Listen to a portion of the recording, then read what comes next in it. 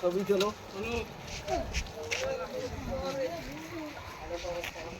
কথা হইলো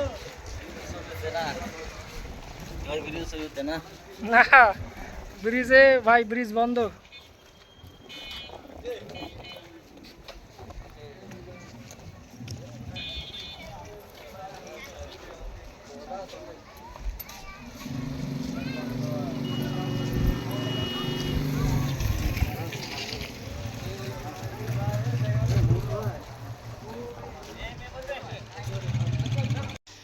এটাই হলো হরিপুর ব্রিজ থেকে ডাইরেক্ট গাইবান্ধা যাওয়ার রাস্তা।